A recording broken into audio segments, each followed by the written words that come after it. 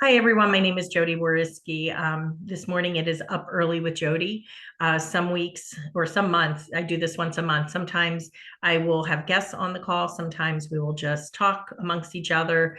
And today I have two special guests. I believe I'm still waiting on one, but Mr. Ron Archer, are you there? I know this Good is very morning. early for you. That's okay. It's up early time, isn't it? You see, you did shave. I said you shaved. Look at you. So I shaved on Christmas morning. I have been on Zepbound for about 6 months and I've lost about 67 pounds. And my oldest son said, "Dad, you should shave because the kids had never seen me. I've only the last time I shaved, I think was 36 years ago. Wow, you don't look like Uh, Santa anymore. now my wife likes it this way, so I'm not sure if Santa's going to come back anytime soon in Okay, appearance. okay. I think Not you look not and good. especially not with the weight. I think you look good. Well, Um, thank you. well, we are still waiting on somebody. So nope. I see he is here. Mr. David McCovy, can you say good morning? Good morning, Jody. Good morning, everyone. I wanted to come in late so I could have time to let you guys see Ron's new look. Yeah, I told you. I told you. I said I saw that he shaved. Um, well, guys, I first of all, I appreciate Ron and David, first of all, getting up so early and getting on this call. And the reason why I asked them both on here, I've had them each individually, but who knows what January 3rd was? And it was January 3rd, if I'm correct, right? That's correct. Who knows what? Yes, it was the 10-year anniversary of Evolution Travel. So for those who don't understand, Archer Travel has been in business since 1952, but in 2016, they partner with Evolution Travel. So that is the reason why we all can be here and work from home. So we have two talkers on the phone on the line today, but I'm going to ask the questions and then we'll open up to questions at the end. Is that good with you guys? Sounds great. Absolutely. Let's do it. All right. I know the answer to this, but for those who don't know, do Archer and Evolution do you guys have a formal contract? Uh-oh, where did Evo Founder go? Okay. No. I was gonna let Ron take that. No, we actually do not. We do not, and I think that was one of the first signs that this was going to be a really good relationship. Ron is, I mean, it's as is with him. He's super genuine. Always sticks to his word, and I believe that I do the same thing. So yeah, we have 10 years and billions of dollars in sales without a contract. That We is, have an email. Yeah, well, I guess we kind of do, and we did that later. We said it. We didn't even start with that, I don't think. Well, so when David said come do this, I drove up to Vegas and met him and came back. I don't think it was it was a notebook. I took notes in a notebook and went back and wrote an email, sent it to him, and it was the points of the agreement, and we were supposed to take that and go to a contract, but somehow it never got there, and we just operated over, with that mutual agreement. I don't. Have you ever even opened up that? I haven't even seen that thing. I don't even know where it is. Yeah, if you gave me 10 million for it, I don't know if I could find it. that is just amazing, especially in this day and age to not only not have that, but have this last for 10 years. And especially because you guys are very different people. You are definitely very different people. So No, this, I think that's what makes it work, to be honest. I mean, I think obviously there's a ton of respect on both sides, but again, we just trust each other to do what we're supposed to do. And so I think the fact that we're not the same personality type actually helps us a lot more than it would hurt us. yeah. So this You know, question for both. Oh, sorry. Go ahead. So you know the story, but when I finally agreed to do this, my wife asked me a question. She said, "What is about this? What is it about David that wants you to jump in on this after being, in so many situations that didn't go right?" And I looked at her, and the only thing I could think of was I said, "Honey, he's authentic, and he's never proved me wrong." Yeah. And I have to just say a shout out to both of you because Ron, I've said this before that one of the first calls I was on, you gave your mobile number, and my husband said, "You can't call the owner of a company." And yes, you can. But I think both of you are so approachable. David, the fact that you meet people and you remember their names and you remember things about them. And I just, and I've said this before, I've been asked, why don't you go on your own, or why don't you come to this agency? And you two are part of the reason why I don't and why I won't. So it really starts at the top. Both of you, where do you see the company in the next 5 years?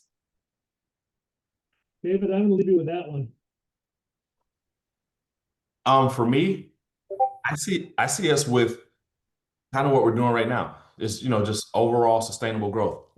For you guys that may have been here for a while, I mean, we don't do the kind of rocket ship thing, right? We're just, kind of slow and steady. And, that's, I think that energy was placed upon this entire business early on from with Ron, because that's kind of what he said that his vision was. He had been a part of things where he saw them, skyrocket, and they're at a trillion, and they're down to zero just as fast as we're back into a trillion. And I think that because our community is so strong, then we will continue to to make those numbers and get those metrics and continue to grow and help people. So for me, in 5 years, I would love to see us at 40, 50,000 agents.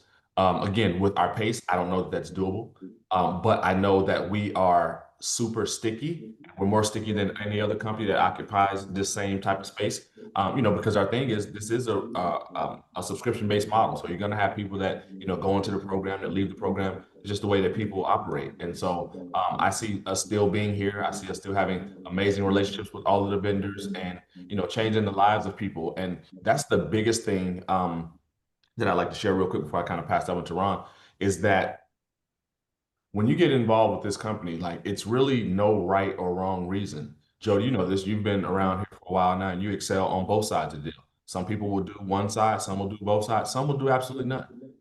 But for us, it's about getting or allowing that person to get whatever they came here for. I mean, we have people that may not want to build a business. They simply want to just enjoy their own travel. And that's okay too. I think that we'll continue to do that for the next 5 years. And, God willing, for the next 100 years, after we're all gone, this company could still be here because of what it's based on community, and it's based on the best product in the game, which is travel. So I don't think that there's a situation where you ever look up and we're not here. Anything to add, Ron? In terms of the company in 5 years, I see sustainable growth. I see, to David's point, I see, maybe a 10 to 20% growth per year.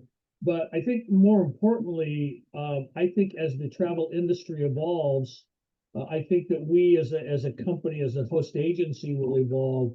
And that has to do with a tremendous amount of additional technology and software and different programs. I will tell you that AI, I'm going to start doing some sessions on how to utilize AI in the travel industry. And I will tell you that AI is not something to be afraid of in the travel industry. It's not going to take over and replace the travel agent. But AI is an extremely powerful tool that can be utilized to really enhance and provide the best experience for your customer base. Not even talking about how you can use it to market and recruit clients and members of the program. So I see a lot more emphasis, but I see a lot more additional, we're working on more marketing materials, more software, more products, more suppliers. And as the international grows, that will grow as well. And shout out to John Jackson as far as bringing in suppliers. He's been doing a good job. Amazing guy. Yep. Do either of you have any goals for this year? This year I have some, and they're more, I don't really want to say personally or personal oriented, more so than they ever have been. Like, every year I've looked at my goals and I'm like, man, I'm kind of shallow because everything is business related as far as what my goals are. And so this year I kind of spread that out a little bit. I have some on the personal side. So I don't have any. Care to share any of your personal side? Um, You don't have to. I don't want them to be viewed the wrong way, because they're still, like, they're personally aggressive, in a financial way. So I don't want, yeah, so I don't think. Always kicking the can, right? Yeah, for sure, for sure. How about you, Ron?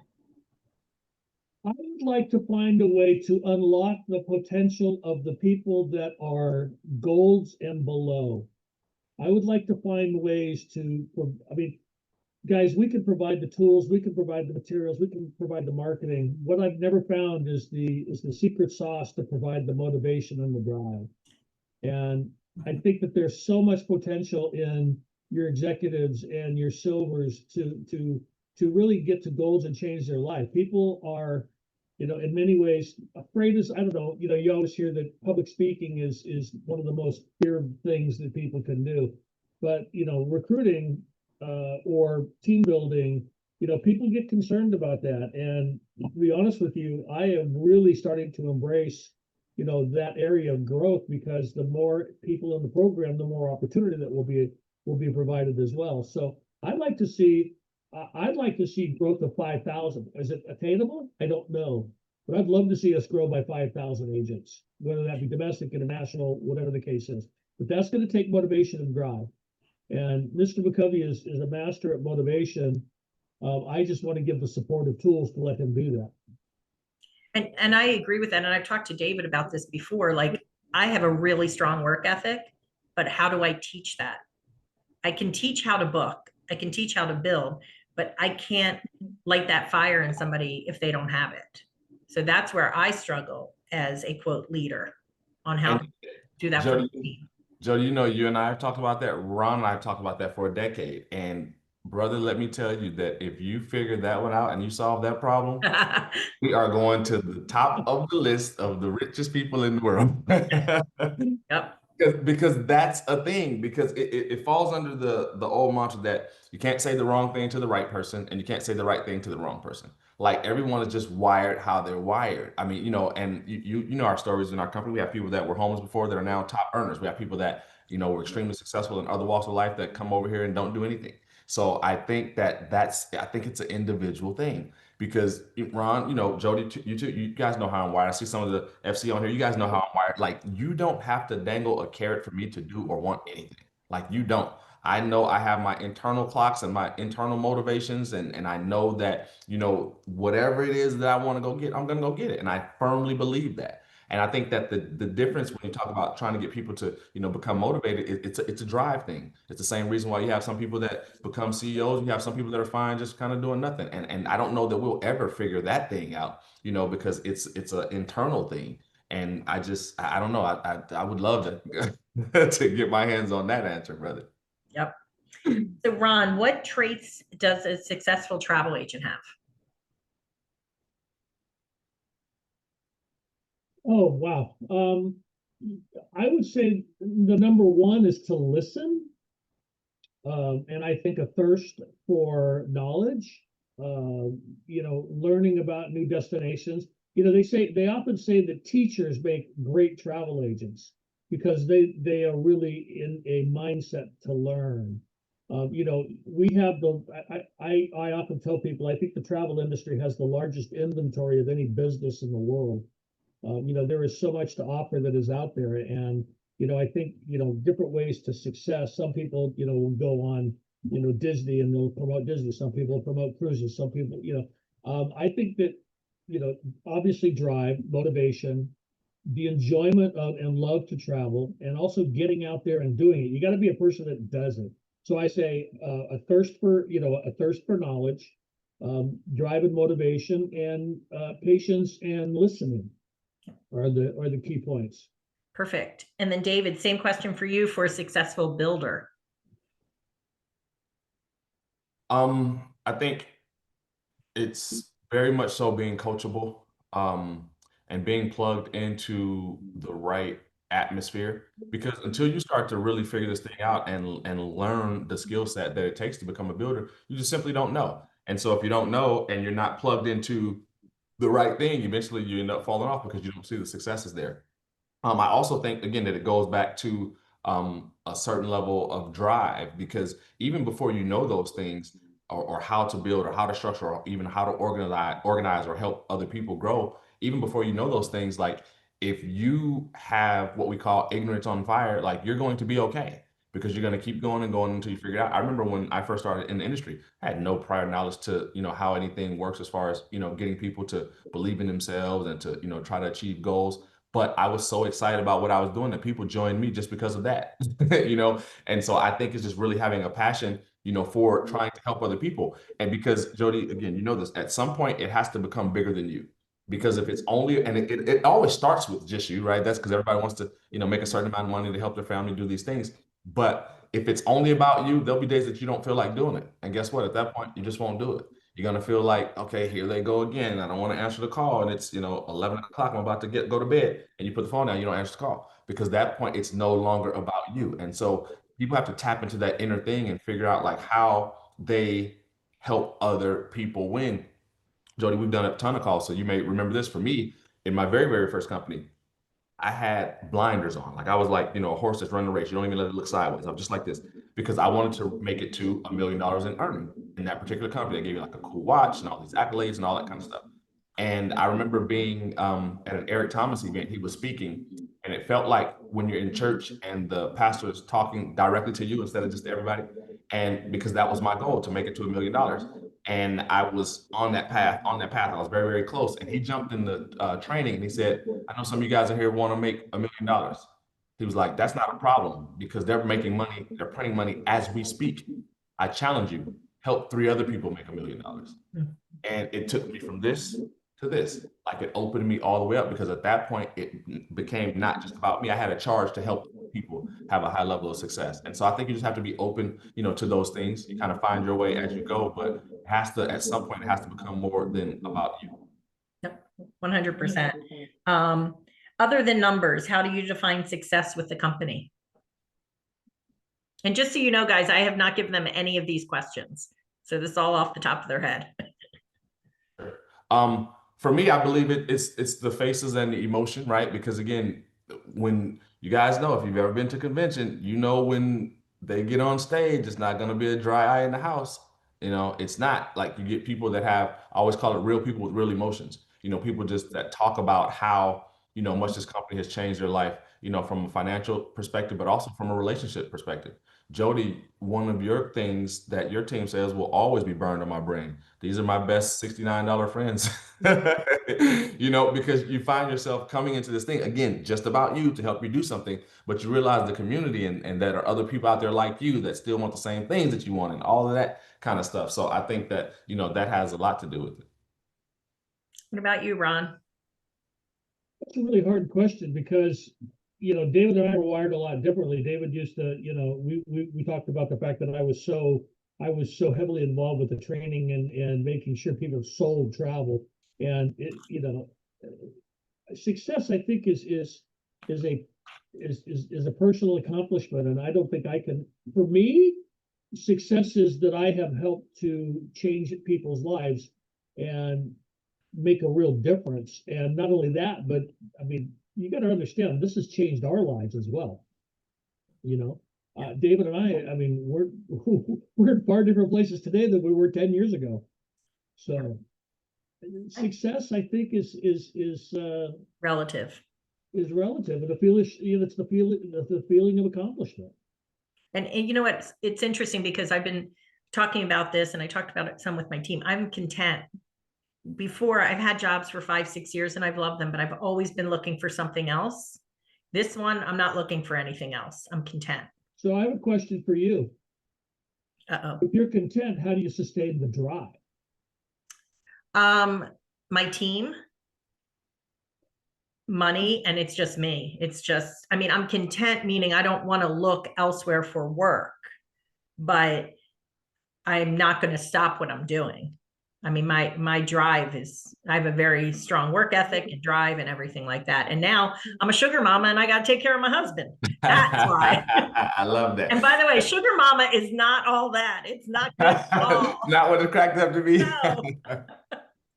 Ron, that was a good question because again, my leaders know that for me, I always have a saying, I'm thankful and grateful, but never content, right? And so I'm glad that you asked Jodi I'm content as far as no, that's what I'm saying. I'm glad Yeah. Ron asked that so you could clear that up Yeah. because I knew what you meant, right? Yeah. You like I'm good here. I'm not looking for anything else, right? Right. Never about like not getting to, you know, the next milestone or whatever your goals are. And I think that that's important to note because I always say that if we're, you know, if we get content no matter what it is that we're doing, then I think at some point we disrespect the talents that we've been given, right? Because you kind of go on autopilot. It's the same reason why Ron doesn't retire. Retire and do what?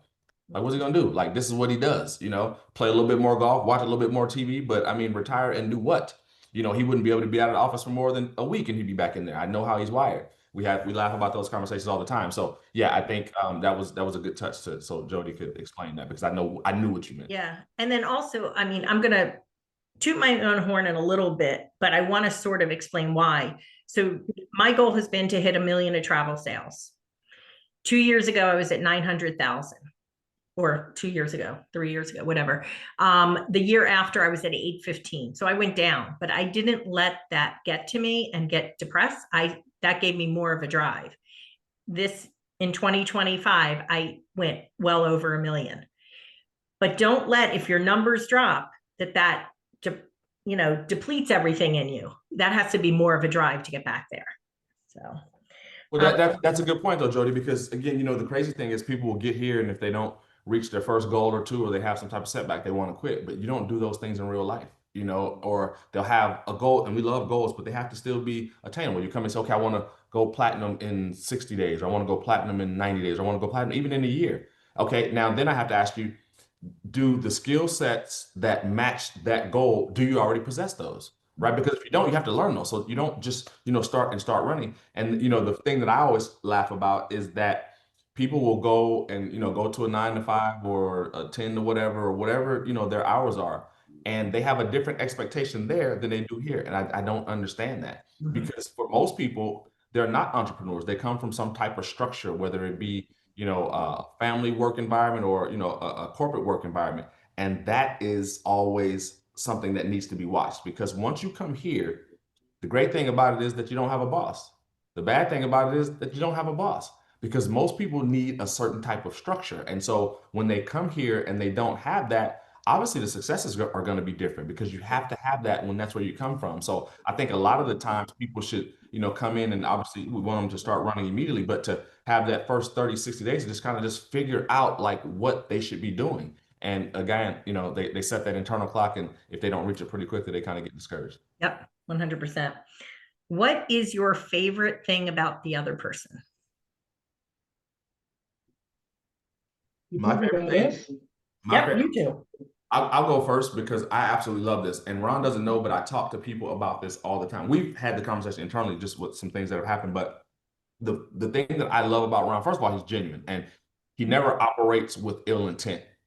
We've had some times where we kind of yell going back and forth or whatever. But when I get done, I always know that, you know what, he didn't do that because he wanted to wasn't malicious or something. Yes, for sure. That is not him. And I'm wired in such a way that I'm so for the people that sometimes I get a little hot, but he's never operating in that vein. So I know that and I love that about him.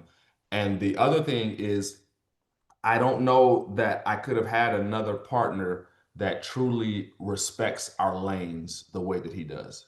Like that's huge for me.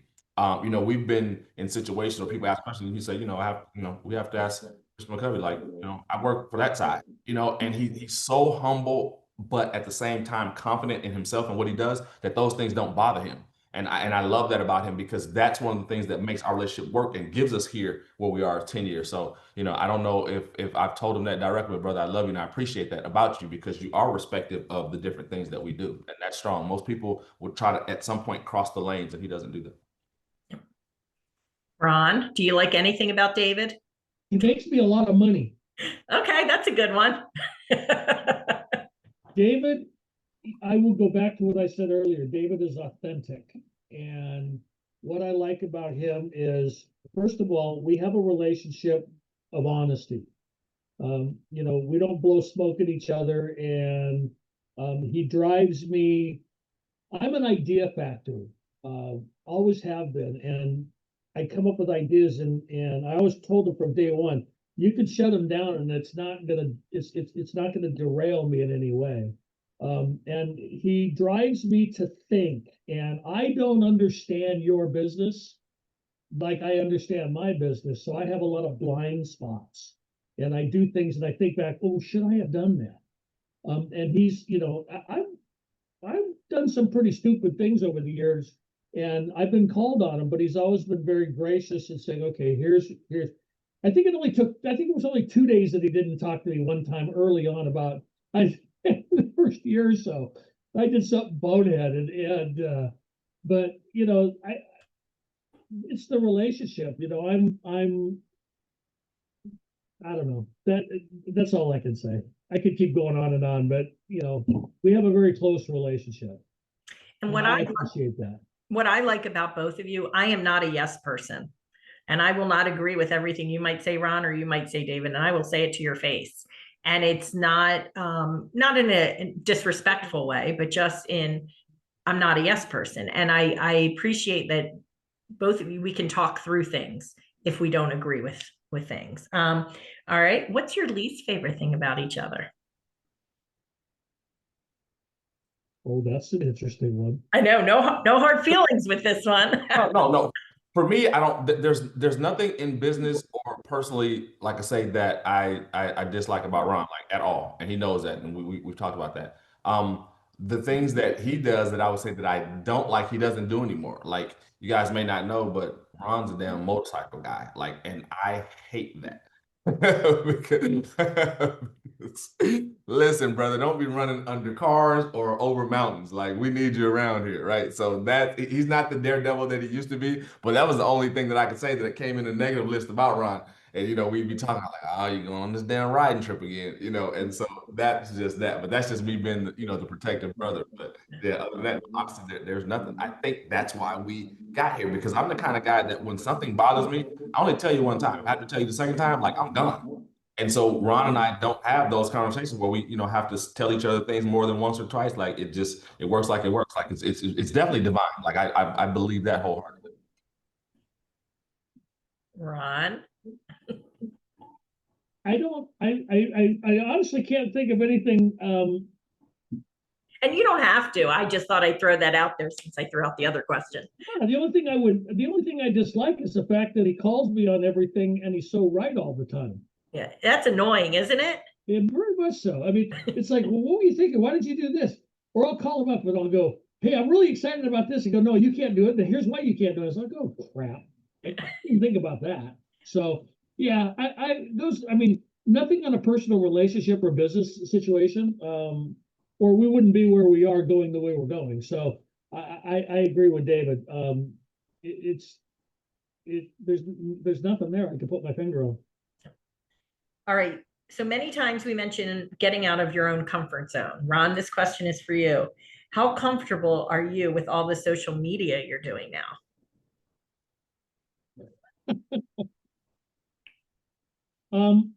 Be comfortable with it. I like it. I don't like the process. I like the end result. And we've hired a couple of new people. Social media, I want to bring more presence to the business, both the travel and the evolution side. So all of my social media is geared towards saying, look at this opportunity. And so I hate the process, but I like what it's doing. And I live to be a social media influencer. That's my jam now. Is that a good word? I guess that's an old word. But I did a video. It says, I'm almost 70 years old and I can't wait to be a social media influencer. Like, oh yeah, great. But no, well, we're loving the videos. They're awesome. So well, the young lady that we hired, I told her I wanted to have fun with it, and we got more stuff. We got a lot of stuff coming out. So, yep.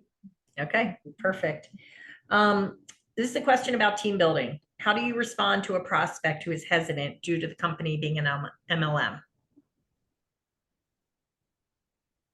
Because I think that is a big, for team builders, I think that's a big challenge when prospects say that to them.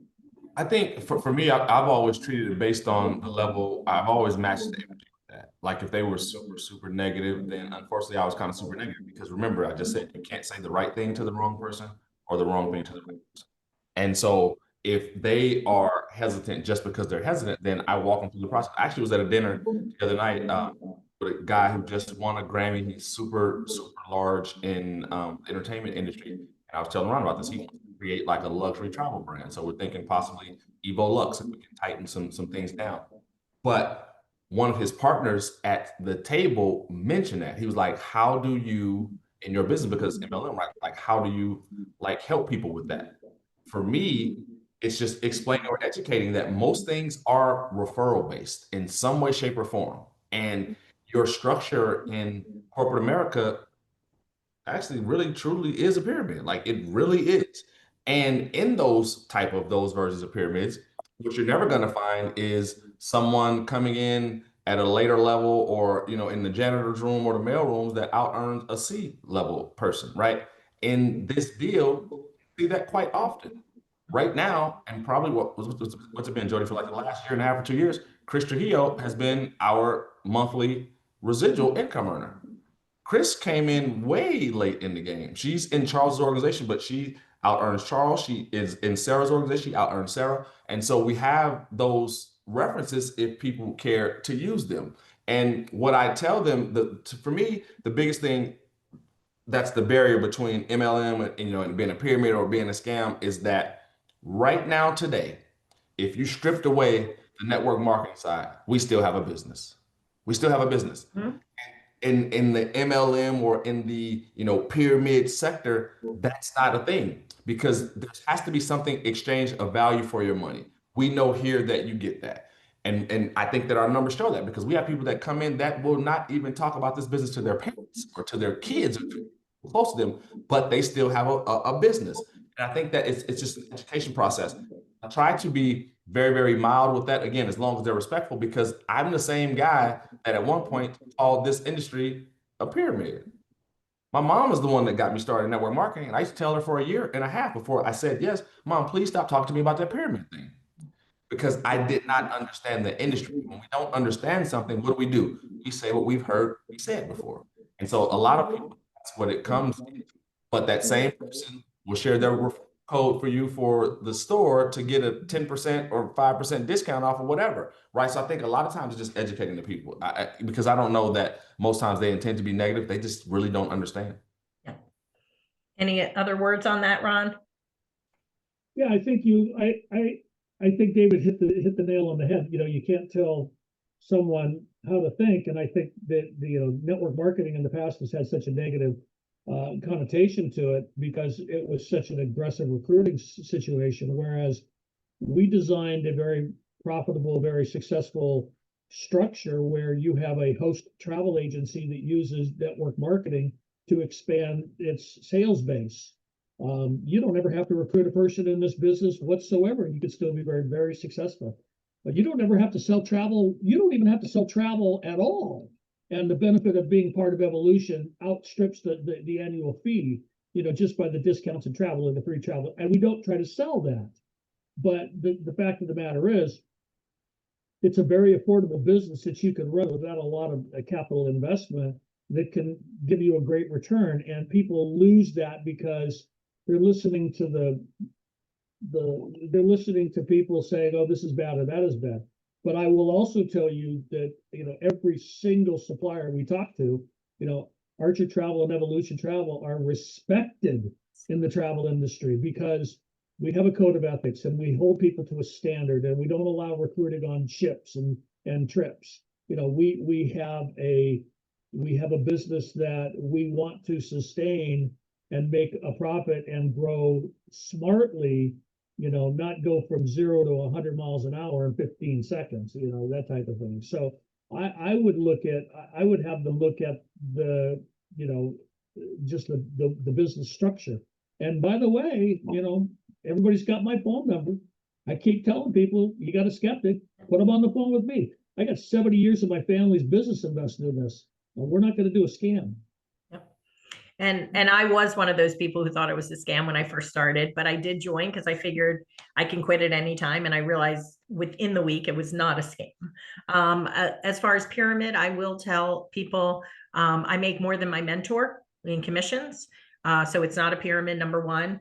And I have actually spoken with suppliers. So what Ron says is true, who I've gotten to know very well personally and said, what does the industry think of us? What are they? And every single one said they absolutely love the Archer agents.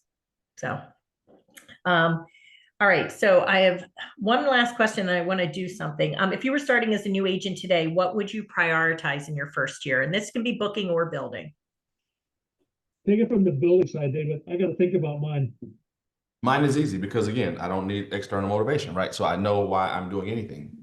And so for me, if I started today, I would already have my goals ready. I did that even, as a new agent.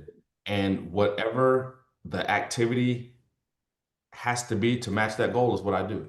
And I think a lot of times people don't reverse engineer it. Even when I was actively building, I would ask a person, a prospect, hey, how much money coming into your life on a part-time basis could change your situation or help your situation?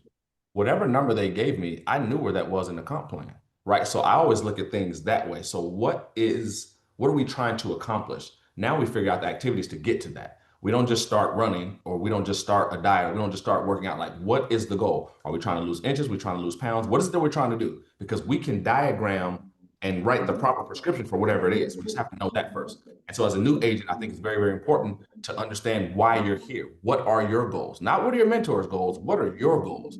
So once we get that together, now we figure it out, right? If you say, okay, you know what?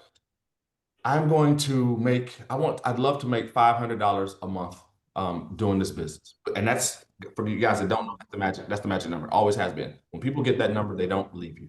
And so for me, we figured out what it takes to get that. Jodi, you're an expert on both sides of the deal. So now, how does that person need it? When do they need it by? If it's something where they need it pretty quickly, okay, you know what? We need some instant commission stuff. So let's work on some Evo Plus.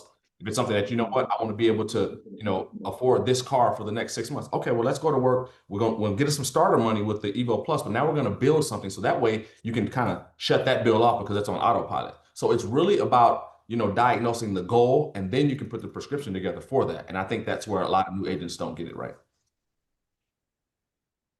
On the travel side, I would say that there's a lot of paralysis by analysis. People come into the travel industry, well, I have to learn this and I have to learn that. And they sign up with 30 suppliers and they want to learn everything there is to know. So they spend so much time learning about it, and then they don't even know how to start getting people to sell to. So you've got all this knowledge. Where are you going to take it? What are you going to do with it? So you've got to have balance. I've always said, you know what, go find your clients and you learn how to be a travel agent, because somebody will ask you a question and then you can figure out how to sell that trip to Hawaii. I tell people there's only two things that I do in the travel industry. I put heads in beds and butts in seats. And that's what we do. And whether it's a cruise or an airline ticket or a car rental, I mean, that's the easy stuff. Find your people, find your clients, figure out how you can expand and get your message out. I can help you. My people are there. Your mentors are there. We'll help you make the bookings. That's the easy part. The hard part is, how do you expand your business so you can make revenue? And there are tools that people forget about, Evo Plus and Profit Agility, where they don't have to wait 6 months for a commission to come in. They can make immediate money right now. So these are the things that I would get them to look at. How are you going to make a difference in your family right now? Because that's why you joined. And I agree with you. So I've been doing this almost 6 years. I just got a quote request for a safari. I've never done a safari, but I have that client, and now I've been researching. And guys, if you're not on official Evolution Q&A, I think official Evolution Q&A, you can ask questions there. You can ask questions with Archer. You can ask questions with your mentor, your upline. If you can't find your upline, you go into your back office under team, I think, and it says upline. One thing I also want to shout out this company for, which is huge, and especially me being 55, and somebody who had breast cancer, and you're always thinking about things, is that if you do not have a beneficiary for your company, for your business, go into the back office, go to, I think, personal info or whatever, or your account, and you can add a beneficiary. So if something were to happen to me today, Joe will still get my commissions. Joe will still get my residuals. So that is a huge thing that you guys offer us, and I want to thank you for that. So, all right, guys. So you open to some questions from everybody else? Absolutely. Okay, so listen, if we can handle your questions, we can handle anyone's questions. All right, guys. If you have already asked a question in the chat, repost it, because I'm going to start looking at this. But while you guys are putting questions in the chat, I am going to ask this or that, just some fun questions. Beach or city vacation? Depends on the city. What city? I don't know, just city. City or beach? What do you like better? I know you like Hawaii. I love Hawaii. So I would go beach if it's just any random city. Okay. City. City, okay. Early bird or night owl? Night owl. I'm both actually. Yeah. I'm Do you sleep? I like in spurts, and it's not healthy. Like I'm like on a wellness thing right now. They're like, you have to get more sleep. Like they even give me like the little melatonin stuff, and it just doesn't work because the way that my mind goes, like Yeah. You're it's always thinking. Dinner at a restaurant or takeout? Restaurant. see, and Experience. this is how I know that I'm getting old because I don't like people as much. Like unless you're evolution, like I'll get mine and go or have it delivered. Like I'm the king of dashing right now. Like the guards at the gate, David, you got another one? Yep, send them on up. All right. Talk on the phone or text? Oh God. Phone. Now, Jody, you know me. I'm a voice noter, so I guess I'm a Yeah, tweener. I I'm a know. tweener, so it's between talking and text. If you could only choose one for the rest of your life to eat and you can't eat the other one, tacos or pizza? Tacos. For me, tacos, because I gave up cheese a long, long time ago. Oh, that's so sad. Deep What fried, you- deep fried Jack in the Box tacos. They're so bad for you. I don't Uh, want those. my husband makes amazing tacos, and it has to be on Tuesday because he's very anal. It's Taco Tuesday, every Tuesday. Suitcase packed days early or last minute? Last minute, that's easy. Like last minute too. Like last, like the morning of the plane leaves at 10, we're at 7, we're packing. Last minute. Same. All right. And are you a planner or are you spontaneous? That's my goal. Like you guys can't see, but like I've got a ton. I ordered like so many different planners and like things, to kind of organize me and get me there. So like I'm focused on being more of a planner this year, but super spontaneous. I'm kind of trying to curb that. Okay. I'm the same. I'm trying to be more organized, but I love spontaneity, and that's just the nature of the business too. What's Reggie? Is Reggie spontaneous Oh or my God, no! Reggie's a planner. exactly? Reggie's gonna measure 3 times I and cut know. it. Reggie's a super planner. I know that. All right. Let's see for some questions. Sorry, just have to find them.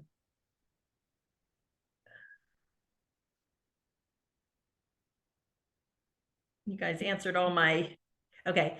Founder, do you have any tips for regrowing my team after my near-death medical emergency a few months after I joined in 2022 and then after losing my wife early last year? Both of those traumatic events took a real toll, which they should have, on both myself and my team because I couldn't concentrate on them and I lost nearly all of my agents. See, again, that to me, and sorry that whoever that was had to go That's through Mark that. Krebs, yeah. Mark, sorry about that, brother. Like that's a lot, and especially like that back to back. But for me, it's always, and I don't mean to say but Rick. I hate when people do that because it means that the first part wasn't really true. So sorry about that. In my opinion, I always use things like that for fuel because I know, like Joe said, anything can happen at any time. So are we going to be properly prepared for that? And so I use an opportunity like this to fund everything else that I want to do because, again, it's not always super at the top of the list, but money and financial stability are very, very important no matter what the situation is. It actually helps you get through certain situations. And so for me, that's a fuel button. It's like, okay, you know what? I know how to, kind of help with that. I have to go earn more, I have to do more, I have to help other people because even if it's not just me, someone else is going to be in a situation. So how do they make it out of that? Are they going to be financially prepared for that? So it's just all of those things that are negative. I just try to turn them into fuel. Okay, thank you. What's your favorite place you've traveled to out of the US? For me, it was our very first Evo retreat. It was in Jamaica. We had an absolute ball, and I saw some videos from it the other day. It was like 9 years ago, and it was amazing. You could still see, I mean, you could see even back then that the community was there and the love for each other was there. So I would say it was Jamaica, but specifically for that reason because we were all together and we had a great time. Ron? I can't answer that question. I don't measure destinations. I measure experiences. I could name my top 10 trips, but it's like my 3 kids. I can't tell you which one I love the most. Now you asked me that once on a call and I did answer which child I love the most, but I don't think you were expecting me to say that. No. But when you only have one girl and 2 boys, Yeah, I hear you. But I mean, it's for me, it's not where you go, it's who you go with. Yeah. Yeah. When you And bring what on oh, sorry. Thought you were done.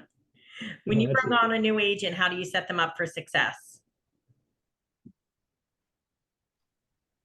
For me, again, you guys know this, those that have listened to me for a while, like I always start with Evo Plus because I think it's the easiest to digest. And it also builds up their belief system. And I think that's really, really important for new agents is for them to have a rock to stand on when, people are telling them, oh, you joined one of those things, or oh, this is that, or oh, this is that.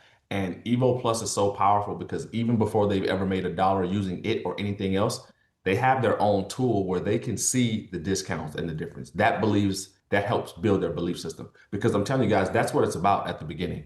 Like it truly, truly is. Because if someone comes critiques you and says, oh, well, why are you doing that or that, or you haven't made any money, everybody else at the top is making all the money. You have that platform that you can show any naysayer that provides enough value for you to stick around until you really learn the business. So I'm super, super Evo Plus, like day one, minute one, because I think, again, it believes the belief system because they don't need you to go there once they know it's there and log on and reaffirm their belief by seeing the type of discounts and the deals that we can get. And that's before they even really learn anything about our core part of the program. So I'm an Evo Pluser from minute one.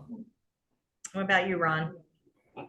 To add on to what David said, I think your primary responsibility as you bring someone in is that you need to find out you need to find out and get them to validate why they joined. In other words, you need to make sure that what you need to investigate into them and spend time with them and find out what drives them and help them to validate that yes, it was a good decision. And some people it's making money, some people it's getting booking a trip. I mean, whatever that happens to be, figure it out. Know your people. That is my first question I ask when I have my new agent meet and greet is what is your why for joining? Because everybody is different for what they're looking for. And that helps us as mentors as well to help them and to guide them as well. One thing I want to point out also about the pyramid, I always say we're sort of an upside down pyramid. And what I tell people is, as far as the booking side, you get your first booking. That person's going to tell somebody else. They might tell somebody else. And you're starting to grow that way from all these referrals that you're getting. So I think the hardest one is your first booking, and then it gets easier from there. I know Nikki Dowd asked a question about how do you stay motivated? Like we were talking earlier about becoming motivated. How do you stay motivated? For me, again, it's one of those things I struggle when I see people that are not that, and that's not anything bad, so please don't take that as any disrespect for anyone on the line that struggles with that. I just don't have that problem. And that's where I'm the weakest because I can't relate. It's the only thing that Nikki Lee and I used to kind of butt heads about is because I was like, well, Nikki, I just don't get it. I don't know what to do. Right. And she's like, no, founder, you got to do this. You got to help. You got to help. And so she was really big on, cuddling and coddling. I don't know how to do that. It's almost like people that, that were born with a silver spoon. They can never really help you through a struggle because they didn't have one.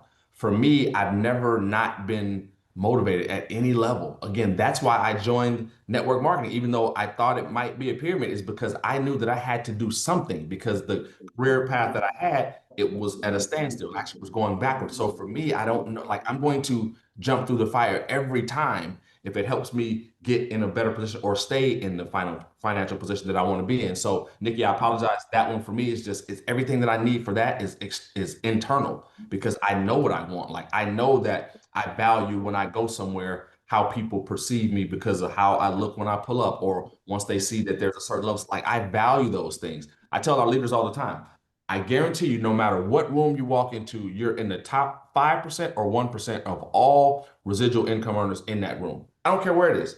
If you guys are earning a bronze check or a silver check right now, that applies to you still because most people never truly experience residual income. Because, when you come from where I come from, the only part of residual that you were taught was Social Security, right? No one shows you how to get on the other side of money. And so if you walk in Walmart right now, you walk into a stadium, I guarantee you that even though you may look at that number as small, you're in the top 5% of residual earners in that building, no matter what that building is. And so I have pride in those things that we help people be in different circumstances or different situations. So Nikki, even if I want to slow down or want to relax a little bit, I can't because I feel like I'm responsible for other people. And once you get into a leadership level, you understand that your people want to do what you do and they want to be like you. And they do, because that's why they signed up, because they believe in you. And so once you have that leadership, it's like you can never put a cap on yourself, or you put the same cap on the people who follow you. And I won't do that to my leaders. I won't do it. I like them to see us reaching goals and achieving new things. And even though sometimes it may seem shallow, it allows them to believe that they can do it. Amy has probably one of the best stories in our game, not just the homeless part of it, but she felt so disrespected one time. She went into a designer store. It was Hermes, and they kind of followed her around like she was going to steal something. And I told her, I said, why not you? Like, why not you? Why can't you go buy in that store and buy whatever you want? Why not you? When I go in, I know other people that go in, they look at the price tag, say, I want this, I want this. They put it on the counter. People say, okay, Miss McCovy, we have your dressing room ready for you. Why not you? And so I think you have to find something that becomes your fuel. And I don't want to stay long-winded on this, but you guys talked about the why. To me, the fuel is just as important, if not more important than the why, because at some point you're going to meet your why. Right? My why was to make sure my mom's good forever. She's good forever now. So does that mean that I quit? No. So where's your fuel? What burns inside of you, even when you don't have to do anything? Right? Ron and I are in great position. We probably never have to do anything a day in our life. But Jody says, I need you at 7. Guess where we are? We're here at 7. Well, I was 7:03. Sorry, Jody. But I said Fashionably late always. but I said that to say, so this comes from the fuel of like, what is bigger than you in this thing? Because the why will get accomplished if you do what you're supposed to do. So then how do you stay on? How do you stay motivated after that's already accomplished? It has to be something that's bigger than you. Last one. I framed this one before for people. If you guys ever think this isn't true, go watch Michael Jordan's Hall of Fame induction speech. Please. That will show you the difference between why and fuel. When he got inducted into the Hall of Fame, this is a guy who has probably the most recognizable brand on the planet. Like, I don't care what era you grew up in, you know that little jump man, right? It doesn't matter if you're young and have never even seen him play. You know what that is. He's a 6-time NBA champion, won everything that there was to win. At his Hall of Fame induction speech, he started crying when he talked about his journey, because most people don't know this, he was cut from the basketball team in his early years. He still talks about that man and talks about that coach, and it makes him emotional every time, not once or twice, but every time. That shows you that with all the accolades and all the amazing accomplishments, he still was burning from at one point not being good enough to someone or for someone. That's the fuel. Because someone with that, you see it these days with these athletes, they get a championship or a big contract, they kind of kick back, the drive is over. When you have that fuel that's bigger than that why, then you don't have to worry about the motivation, because it'll always be there. So Nikki, and to anyone else, like, find something that's bigger than you in the deal. I don't care if it's a junior partner or a senior partner that you don't want to let down. Find something that's bigger than you, because that way that fire never goes out. I promise you, it'll burn forever. You just have to find the fuel, because it's bigger than the why. I promise you. Anything for you, Ron, as far as motivation? It was very eloquently said by David. I think to personalize that, when I first got into this business, I was driven wholly by money. I was 23 years old and just out of college and didn't have a pot to piss in. So it started with dollars and cents, and then I got married and had kids, and I needed more money, and then I wanted a house. And evolution is such a great name for this company, because if you stay in it long enough, you're going to evolve into something that's more professional or more accomplished or more income or more whatever. Today, what drives me is not what used to drive me. I've reached a level of income that the money, yes, money's nice. Yes, I love money, no question. But that's not the primary driver anymore. My primary driver is I feed off of the energy of the people in the organization. I feed off of the energy of my employees. And my motivation today is to stay relevant, active, and contributing. And also, I was raised in a family where, they built a business on community. They built their business on word of mouth by joining every, my father was the president of the Optimist Club and the Kiwanis Club. They believed that giving back to the community was how they were going to build their personal business. And they put 4 kids through college on a little travel aid, 4 kids through private colleges. I went to USC, and they put us through those colleges on a 4-man travel agency in the 60s and 70s, because my mom and dad just worked their ass off and they got out in the community. My mom was head of the PTA. We sponsored little league teams. Dad was, involved in the country club. All those things were all driven to support the family. They were benefits, but they also drove that business. And I think we lose a lot of, not lose, but I would look for people to implement those types of ideas even today. Be a part of a community, be contributing. It's not only good for your soul, it's good for your business. Okay, we got two last questions. How do you stay focused? That's different than motivation. She has a mind like you, David. This is Jane. She's all over the place, and before she knows it, she's down a rabbit hole before getting back to where I started. I told her I'm like that too. It's like squirrel. Like, I'm sure a lot of us are undiagnosed ADHD, and I will set an alarm when I'm working, just say on a quote, to make sure that's all I do during that time and do nothing else. Like, I set my alarm. But what would you say, how to stay focused? That's a good one. And I'll tell you something, and this will be probably interesting information considering where it came from. I got this advice from the owner of the company, which is our biggest competitor.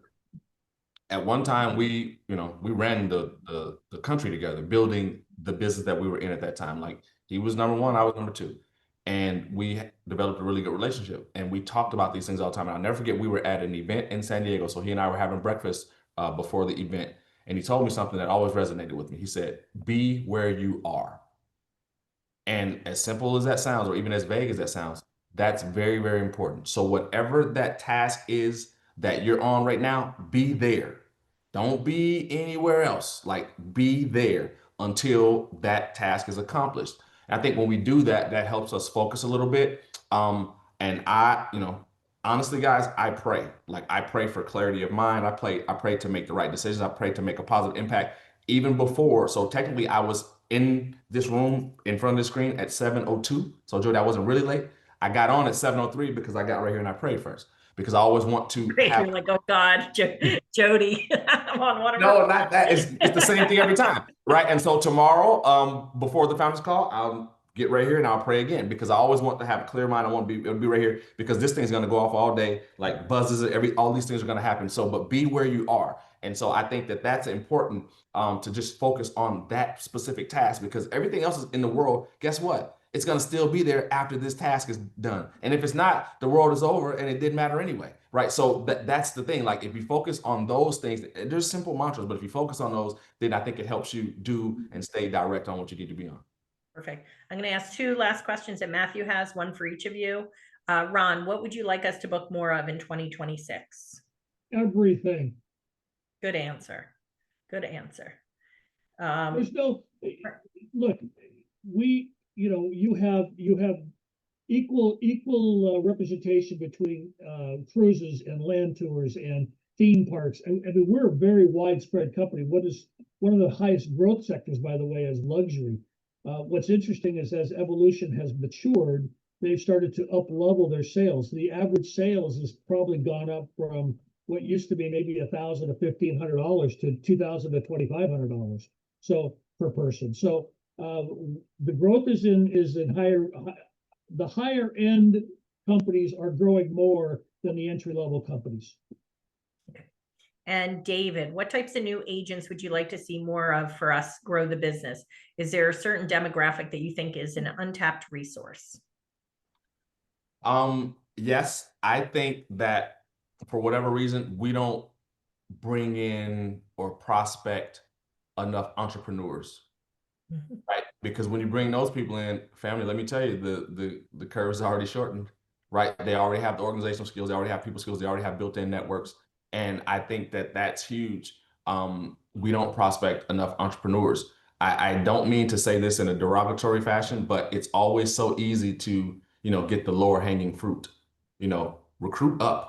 Don't be afraid of that. Because trust me, your entrepreneur that that's doing well, he's not doing as well as you think he's doing. He's got some taxes that he needs to figure out. Like, he's got some other things where this business could help him. So never be afraid to recruit up. And then, in the same vein, when I say that, when you find those people, please, please, please, please get me involved in the call. Please, please, please, please, please. Jodi knows that. Like, I'll hop on these things. So, and we like to build in segments. We highlight that particular person. We share with them all the things that they need to know to make an educated decision. But that's, I think if we do that, our numbers grow so much faster because you're tapping into someone who already has a network. Say this thing, we wanted to go do something else. Do you know that Ron and I would be a first round draft pick for any company in the world on this planet because we come with a built-in network. So when you go and you prospect up and you recruit up and you're talking to entrepreneurs, they already have people that believe in them and follow them. They already do. That's why the curve gets shortened when a person does it. And I'll give you something real quick, Jodi. I don't want to get too long-winded. But when we first started Evolution, Tony Ward went platinum in 24 hours. 24 hours, she went platinum. And then so when people say, oh man, I can't do that. Yeah, you probably can't. But do you know why she went platinum in 24 hours? Because she was already a business owner. She already had a built-in network of people who had done business with her who trust her. Because what's the magic phrase? People do business with what? People that they know, like, and trust, right? So when people already have that, so now when you prospect or you recruit that entrepreneur, guess what? You just didn't get one body. You got a bunch of bodies because they're not coming alone. They don't do anything alone. They already have a built-in network. So if I could change one thing, it would be those. But you have to have the brass for it. Don't feel inferior. Don't feel like in my first company, we had like they gave us internally, like our leaders, they gave us prospecting lists, and you had to check off the type of person on the list. And the one that was my elephant, it was the heaviest one in the room. I had to prospect. They told you to find the person that was the most successful that you never believed would do your business. Go prospect them. And there was an attorney in town. His name is Richard Schoenfeld. He's partners with David Chesnoff. They do all the celebrity, things or whatever. And I had to go prospect Richard. Obviously, Richard didn't sign up. But for me, that took the veil off of me because now I could go prospect the most powerful person that I know. I wasn't afraid of anyone at that point. So it's little mind games and things like that that you can play with yourself. Any last words, Ron? Because if not, I'm going to say, well, when you're done, I'm going to say something as well, and then we're going to close it out. No, I just, the only thing I'd say is thank you for letting us be a part of this. Oh my God, thank you. But I'm going to thank you guys in a second.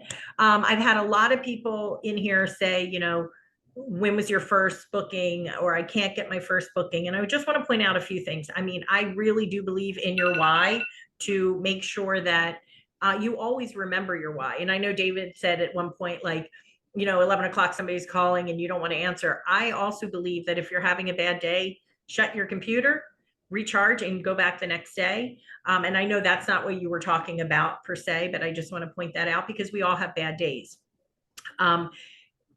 You guys need to have your goals. You should not compare yourself to others. You could use that as motivation, but don't use that to demotivate you, I guess.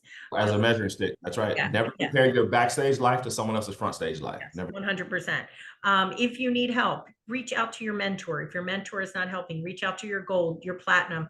Reach out to somebody that you've watched their trainings and say, is there anything you can help me with? When I first started, I had a group wedding and I could not get help within my own team. So I went to Sarah Rogers, posted some, or did a training on groups. And I reached out to her and she helped me with my first group wedding. She made no money off of me and I meant nothing to her in that frame. And I didn't know her, but she helped me with how to do certain things. Reach out to Archer with bookings if you have questions. But guys, you have to get on trainings. You have to be consistent on social media. And when I say be on social media, consistent on social media, a lot of my my bookings come from people who find me because I introduce myself or do mock bookings in groups every single day. I'm 6 years in. I have a ton of clients. I still do it every single day. Get out of your house and join networking groups. Get to know people in your community because that really does help. I get a lot of people who tag me from my networking groups and I get bookings that way. So think outside the box. When I first started, I offered a referral fee that if somebody referred someone to me and they booked over so much money, I would give them an Amazon gift card. Think outside the box, but also, as people have said, don't be a secret agent. Don't be around negative people. They're just going to bring you down. You need to be around positive people who are going to bring you up. And like I said, again, remember your why. Remember your why. So guys, I thank you so much, Ron and David, not just for this morning, but for everything you do, for always pouring into us. I look forward to seeing both of you guys at birthday party this weekend and anybody else who's going. I will talk to you till probably about 7 o'clock p.m. because I'm on Eastern time, not Pacific time. So I'm going to be very tired. Jodi, but, yeah. I want to leave your people with one request from me personally today. go out and ask 2 people for a sale today, whether that be to join the program or to help them with their travel, because the power of numbers is huge. If you were to ask 2 people every day to please let you help them, you would ask over let's see, what is it? 365 twice, 730 people. You would ask. It's a numbers game. Ask people, ask for the sale. People don't always ask for the sale, whether it's recruiting or whether it's just get out there and don't be afraid of it. Yep. I love that. Well, thank you guys. What? Just 2 people.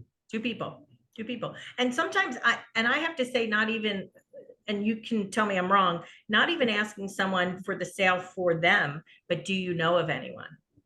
Because sometimes they might not want to work with you, but they might know of someone. Or if they don't that day, they might, next time they think about somebody's traveling or somebody got engaged, oh, I know a travel agent who can help you with your honeymoon.